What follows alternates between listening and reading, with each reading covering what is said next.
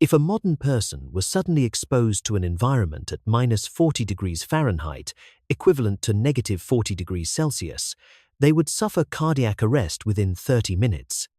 Even when equipped with state-of-the-art cold-weather gear, wind makes body heat escape quickly, and it's impossible to restore it. Yet 30,000 years ago, in an icy desert without any trees or caves, a group built homes, raised children, and survived the winter. That survival was no short affair. It lasted for thousands of years, not just a few decades. They dug into the ground to create heating systems, filled walls with insulation, and drilled ventilation holes. This method, which would fit right into a modern architectural guide, was discovered at an archaeological site dating back 30,000 years. In an era without synthetic materials, cement or electricity, what kind of knowledge could they have had? Those so-called primitive peoples may actually be the first engineers in human history. We will look at the designs of these ancient people plans that amazed even experienced archaeologists. When you hear the phrase Ice Age, you usually picture snow-covered mountains or frozen lakes. Actually, the Ice Age was much more severe. The key factor was the wind. Winds as sharp as knives, reaching 62.1 miles per hour, equivalent to 100 kilometers per hour, swept across the plains, pushing the wind chill down to -76 degrees Fahrenheit. In such conditions, human skin gets frostbitten in 10 minutes, and breathing in the freezing air can paralyze the bronchial tubes. Even modern polar scientists have difficulty surviving more than an hour without full protective equipment. Yet Ice Age people had no synthetic textiles or insulated homes. They depended entirely on stone, bone, and animal skins. As a result, for many, they must have lived in caves. Caves offered shelter from wind, steadier temperatures, and control over predator access. Textbooks also taught the same idea. The documentary also taught us the same way. This seemed like a reasonable conclusion. Cave paintings were presented as proof. Lascaux, Altamira, and Chauvet are all inside caves. Certain questions arise. Was the cave really a perfect shelter? Could people live there for thousands of years? To find out the truth, you have to go inside the cave. The idea that the cave was perfect is a modern misunderstanding. In truth, the inside of Ice Age caves were not as warm as people think.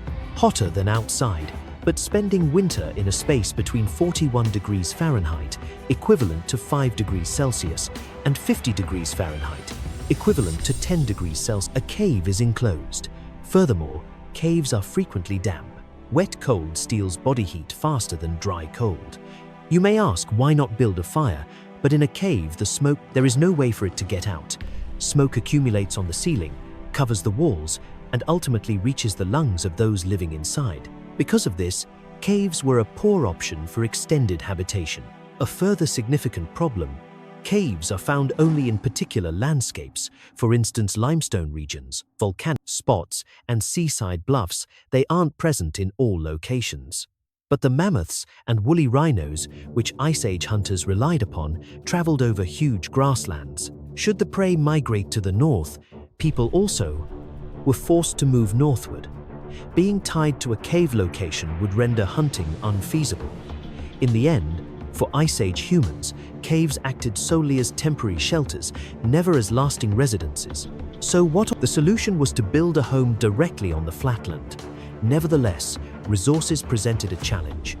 The Ice Age plain was a tundra. Trees couldn't grow well, and the dwarf shrubs were too delicate to be used as building supplies. Rocks were cumbersome and difficult to shape. With a way of life that demanded frequent moves, a house made of stone wasn't practical. Lacking both timber and stone, the circumstances appeared dire. The options that exist. The initial tactic used by Ice Age people was digging into the ground.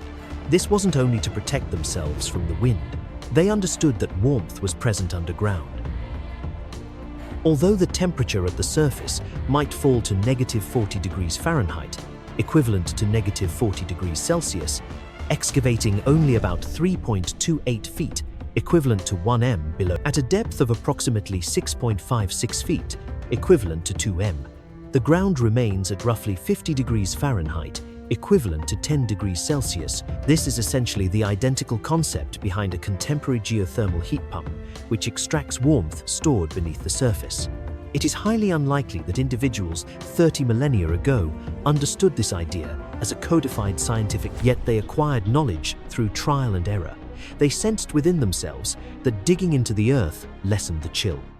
Study of archaeological evidence indicates that the majority of homes had pits excavated to depths ranging from about 1.64 feet to 3.28 feet. Certain instances even went to depths nearing 6.56 feet, equivalent to 2 m. At such a depth, the inside temperature can be maintained above freezing. Regardless, this method matches the way modern passive homes employ geothermal energy to reduce heating costs. In place of electrical pumps, they depended entirely on implements made from bone and their own hands to achieve that same purpose. There is another aspect. The recessed floor offered a further advantage. Colder air is heavier, whereas warmer air is less dense. In a semi-underground home, kindling a fire makes hot air rise and heat up the entire living space. Heat from the earth rising through the floor, along with radiant warmth from the fire combining with it, creates an interior environment completely different from the outdoor temperature of -4. The building's design itself maximized heating effectiveness with once heat starts rising from the ground, the subsequent hurdle is keeping it in, which calls for a roof. During the Ice Age, humans concentrated on the mammoth remains that lay scattered across the landscape. A single skull weighs 220 pounds, equivalent to 100 kilograms. A set of upper and lower jaws totals 440 pounds, equivalent to 200 kilograms. And a femur bone is both thicker and longer than an adult male's thigh. Thanks to the frigid environment, mammoth bones from either natural deaths or hunting stayed preserved without rot. The construction method was highly systematic. First, 2 skulls are placed in a circular formation to form the foundation. Because they were heavy and flat, the 2 skulls were perfect for pressing down the dwelling's interior. On top of that, femurs and leg bones from the upper and lower sections are arranged alternately to construct a dome-shaped. Since the leg bones from both the upper and lower parts are naturally bent, they can create an arch without needing any additional adjustment. An arch is a structure that distributes weight evenly to both sides. This concept matches the one used in contemporary architecture for bridges and cathedral roofs. At the Prehistoric site, a single excavated dwelling used bones from 95 mammoths. The total weight alone was over 22 US tons, equivalent to 20 metric tons. The femur bones were long and strong, making them perfect for use as upright supports. Using bone enabled the building of massive structures that wood could not accomplish. Interestingly, the bones were laid out in an intentional, not arbitrary arrangement. Bones of the same kind were always put in the same spots and organized according to size. This suggests that a pre-planned design was present from the start. The bones were not piled haphazardly. The constructors knew precisely which bone went where. Since multiple houses were constructed following similar blueprints, this wisdom was passed down through generations. After the bone framework was erected, the sole job left was to fill in the openings. Setting up only a bone frame does not finish a home. Spaces exist between the bones. If wind gets through those gaps, then all the work of excavating the ground is for nothing. People of the Ice Age tackled this problem using 3 insulation layers, each having a different function from the inside outward. The interior-most layer was made of animal hides with fur. Fur captures air, and the air pocket formed among the thick hairs offers insulation. This functions on the same concept as contemporary wool covers or down coats. Once the warmth from a human body heats that air pocket, on top of that, they tightly compressed moss and dry grass. Due to its water-absorbing nature, moss can soak up moisture from breathing and indoor cooking. If moisture accumulates on walls, it promotes mold and leads to quick loss of body heat because of humid air, but the moss layer stops that. The exterior was covered with a mat made from reeds or sturdy grass. This additional layer served as an outer shield, directly obstructing wind and snow. What matters is that these three layers remain distinct. When an air gap exists between them, the insulation effectiveness becomes twice as high. In contemporary construction, double-glazed windows work well due to the air layer between panes. Ice Age people used the same concept, but with leather and plants in place of glass. This design lets moisture leave while keeping heat in, similar to today's Gore-Tex material. They accomplished this as early as 30,000 years ago. But lighting a fire in an enclosed area creates a fresh issue. The better the insulation, the harder it is to ventilate. Sealing every gap blocks airflow. Starting a fire in a limited space leads to smoke gathering, oxygen running out, and carbon monoxide increasing. Still nowadays, deadly incidents often occur when someone operates a stove inside a closed tent. It's unlikely that those living 30,000 years ago didn't know about. By repeatedly experiencing coughing and stinging eyes in smoky conditions, they began to design air movement. Their solution to this difficulty was incredibly simple but very clever. A tiny hole was made at the top of the dome-shaped home. Warm air naturally rises. When a fire is lit inside, the heated air goes up to the ceiling and leaves through the upper opening. At the same time, an opening lower down by the entrance let cold air enter. This creates a flow cycle.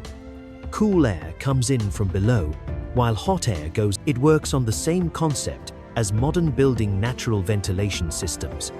What's even more astonishing is that this vent could be controlled.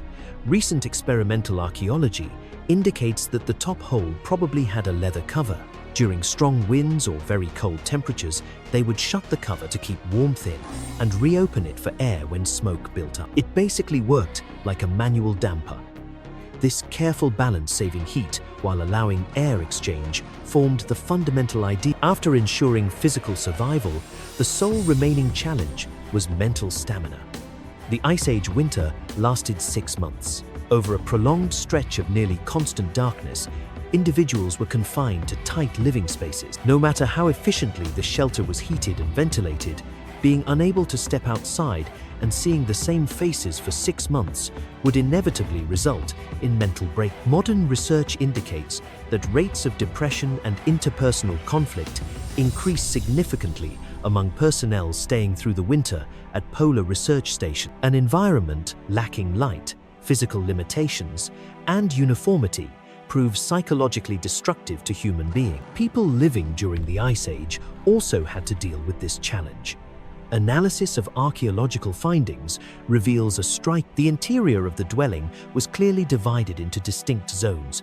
Zones for making fire and cooking, for creating and repairing tools, and for sleeping and relaxing were kept separate. Even within confined spaces, they succeeded in establishing private areas. This organization went beyond. When personal space is compromised in crowded conditions, stress levels increase.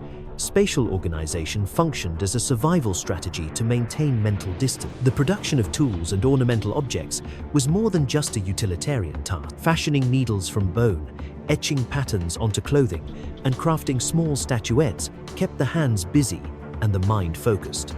Venus figurines and animal carvings from Ice Age sites were likely implements for psychological survival rather than simply "I directed my boredom and distress through my hands." The inventions that protected the body also cared for the mind. So where did all this knowledge? With the end of the Ice Age, this kind of architecture disappeared. Roughly about 12,000 years ago, global temperatures rose, mammoths went extinct, forests grew on what was once frozen tundra, and there was no longer any need to build homes from bones. Wood became accessible, allowing people to live without digging deep into the ground. As environmental conditions changed, the technology was forgotten, and the knowledge accumulated over thousands of years was not passed to later generations and remained buried in. This architectural style was only rediscovered in the past 100 years. However, its disappearance from memory does not mean it physically died out. The ideas first developed by Ice Age populations continue to influence modern construction. Geothermal heating is now a key element of passive house design, and layered air insulation is present in every contemporary building. The dome's load-bearing concept remains in use in the roofs of stadiums and airports, and natural ventilation methods are now a standard feature of environmentally. Think about how our ancestors' ondol was actually an engineered system combining geothermal and radiant heating. This concept was understood many tens of thousands of years ago, and only the experts in disaster relief have recently started looking again at Ice Age architecture, because extreme situations with no electricity and scarce supplies demand techniques for building shelters using only. Even though we once called them primitive, they were actually engineers capable of surviving the most extreme climate our species has ever. Technical expertise might be lost over time, but the logic for survival endures. If you found this video educational and interesting, please subscribe and hit the like button. Your support is crucial for creating future